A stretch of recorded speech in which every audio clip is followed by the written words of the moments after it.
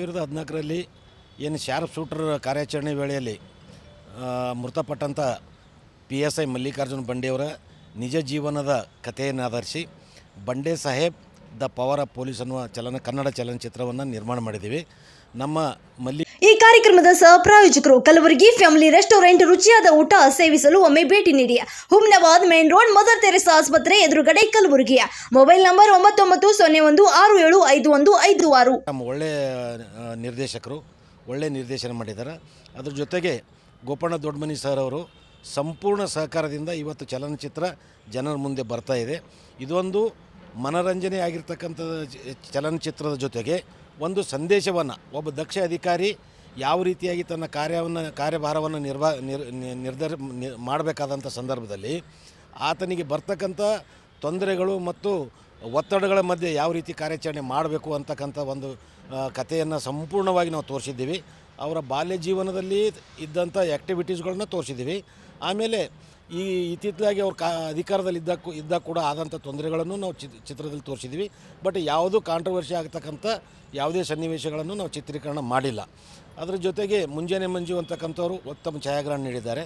ಆಮೇಲೆ ಖ್ಯಾತ ಸಂಗೀತ ವಿದ್ವಾನ MS ತ್ಯಾಗರಾಜ್ ಅವರ ಸಂಗೀತ ನಿರ್ದೇಶನ ಇದರಲ್ಲಿದೆ. ಅದರ ಜೊತೆಗೆ ಇನ್ನೊಬ್ಬ ಒಟ್ಟಾರೆಯಾಗಿ ಈ ಚಲನಚಿತ್ರಕ್ಕೆ ಇಬ್ಬರು ಸಂಗೀತ ನಿರ್ದೇಶಕರನ್ನು ಹಾಕ್ಕೊಂಡಿದ್ದೀವಿ. ಒಬ್ಬರು ಮಹೇಶ್ ಕುಮಾರ್ ಅಂತೇಳಿ ಒಂದು ಗೀತೆಯನ್ನು ಭಾಳ ಸುಶ್ರಾವ್ಯವಾಗಿ ಮಾಡಿರ್ತಕ್ಕಂಥದ್ದು. ಒಟ್ಟಾರೆಯಾಗಿ ಇಡೀ ಕುಟುಂಬ ಕುಂತು ನೋಡ್ತಕ್ಕಂಥ ಚಲನಚಿತ್ರವನ್ನು ನಮ್ಮ ನಿರ್ದೇಶಕರು ಕೊಟ್ಟಿದ್ದಾರೆ ಅಂತಕ್ಕಂಥ ಒಂದು ಹೆಮ್ಮೆಯ ಮಾತನ್ನು ನಾನು ಹೇಳಕ್ಕೆ ಬಯಸಿದ್ದೀನಿ ಸರ್. ಏನಂದರೆ ಬಂಡೆ ಸಾಹೇಬರನ್ನು ನೀವು ಅವರ ಒಂದು ಕಾರ್ಯವೈಖರಿಯನ್ನು ನೋಡಿದಿರಿ.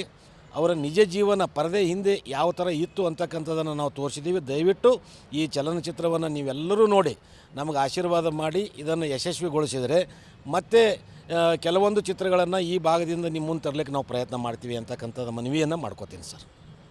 ನಮಸ್ತೆ, ನನ್ನ ಹೆಸರು ಚಿನ್ಮಯ ರಾಮ್ ಅಂತ. ಬಂಡೆ ಸಾಹೇಬ್ ಬಂದುಬಿಟ್ಟು ನನ್ನ ಮೊದಲನೇ ಚಿತ್ರ. ನಾನು ಮಾಡಿರುವಂಥ ನನ್ನ ಫಸ್ಟ್ ಮೂವಿ ಅಂತ ಹೇಳಬೇಕು. ತುಂಬ ಪ್ರೀತಿಯಿಂದ ತುಂಬಾ ಶ್ರಮಪಟ್ಟು ಒಂದು ಕತೆಗೆ ಏನು ಕೊಡಬೇಕು, ಏನು ಮಾಡಬೇಕು ಅಂತ ನನ್ನ ಪ್ರೊಡ್ಯೂಸರ್ ಆಗಲಿ, ನಮ್ಮ ಕತೆಗಾರರು ವೀರಣ್ಣ ಸರ್ ಆಗಲಿ, ಎಲ್ಲರೂ ಕೂತ್ಕೊಂಡು ಡಿಸ್ಕಷನ್ ಮಾಡಿ ಒಂದು ಸೀನ್ ಹೀಗೆ ಬರಬೇಕು, ಇದೇ ಥರ ಮಾಡಬೇಕು ಅಂತ ತುಂಬ ದಿನದಿಂದ ನಾವು ಅಂದ್ಕೊಂಡಿರೋ ಬಜೆಟ್ಗಿಂತ ಜಾಸ್ತಿ ಹೋದರೂ ಪರವಾಗಿಲ್ಲ ಅಂದ್ಕೊಂಡು ಏನು ಮಾಡಬೇಕು, ನಾವು ನೀಟಾಗಿ ಪಿಕ್ಚರ್ಗೆ ಏನು ಒದಗಿಸ್ಬೇಕು ಅದನ್ನ ಒದಗಿಸಿದ್ದೀವಿ. ಆಮೇಲೆ ಚಿತ್ರ ತುಂಬ ಚೆನ್ನಾಗಿ ಬಂದಿದೆ. ನಾನು ಗುಲ್ಬರ್ಗ ಜನತೆಗೆ ಹೇಳೋದೇನೆಂದರೆ ತುಂಬ ಚೆನ್ನಾಗಿ ಮೂವಿ ಮಾಡಿದ್ದೀವಿ. ನಿಮ್ಮೂರ ದಷ್ಟ ಅಧಿಕಾರಿನೇ ಮೂವಿ ಮಾಡಿರೋದು.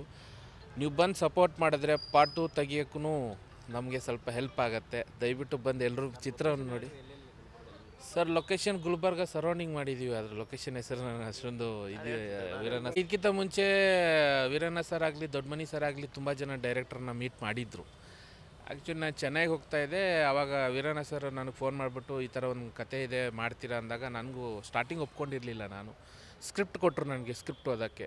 ಸ್ಕ್ರಿಪ್ಟ್ ಕೊಟ್ಟಾಗ ನನಗೇನು ಅನ್ನಿಸ್ತು, ಈ ಕತೆನ ನಾನೇ ಮಾಡಬೇಕು, ಸ್ವಲ್ಪ ಕಷ್ಟ ಆದರೂ ಪರವಾಗಿಲ್ಲ. ಯಾಕಂದರೆ ರಿಸ್ಕ್ ಜಾಸ್ತಿ ಸರ್. ಯಾಕಂದರೆ ಕಣ್ಣನ್ನು ನಡೆದಿರೋ ಬೇರೆ ಎರಡೂ ಇದ್ದಾಗ ಎರಡನ್ನೂ ತೂಗಿ ನೋಡಿದಾಗ ನನಗನ್ಸಿತ್ತು ನನ್ನ ಲೈಫಿಗೆ ಒಂದು ಸ್ಟಾರ್ಟಿಂಗ್ಗೆ ನನ್ನ ಜರ್ನಿಗೆ ಇದೊಂದು ಗುಡ್ ಫಿಲಮ್. ಈ ಫಿಲಮ್ ಮಾಡಿದ್ರೆ ನನಗೂ ನನ್ನ ಉತ್ತರ ಕರ್ನಾಟಕದಲ್ಲಿ ನನಗೂ ಸ್ವಲ್ಪ ಹೆಲ್ಪ್ ಆಗುತ್ತೆ, ನನ್ನ ಜನ ಗುರುತಿಸ್ಕೋತಾರೆ. ಅದಕ್ಕಿಂತ ಇಂಪಾರ್ಟೆಂಟಾಗಿ ಆ ಒಂದು ಸ್ಕ್ರಿಪ್ಟ್ ಓದಿದಾಗ ನನಗೆ ಮನಸ್ಸಿಂದ ಈ ಪಿಕ್ಚರ್ ನಾನು ಮಾಡಲೇಬೇಕು, ಯಾರಿಗೋಸ್ಕರ ಇಲ್ಲ ಅಂದರೂ ಬಂಡೆ ಸರ್ಗೋಸ್ಕರನಾದರೆ ಈ ಪಿಕ್ಚರ್ ನಾನು ಮಾಡಲೇಬೇಕು ಅಂದಾಗ ಆವಾಗ ಫಿಲಮ್ ಅಂತ ಒಂದು ಚೂಸ್ ಮಾಡ್ಕೊಂಡಿದ್ದು ಸರ್. ಅಂತ ಸರ್ ಮೇನ್ಲಿ ನಾವು ಯೂನಿವರ್ಸಿಟಿದಲ್ಲಿ ಒಂದು 5 ದಿವಸ ಮಾಡಿದ್ದೀವಿ. ನೆಹರು ಗಂಜಲ್ಲಿ ಮಾಡಿದ್ದೀವಿ.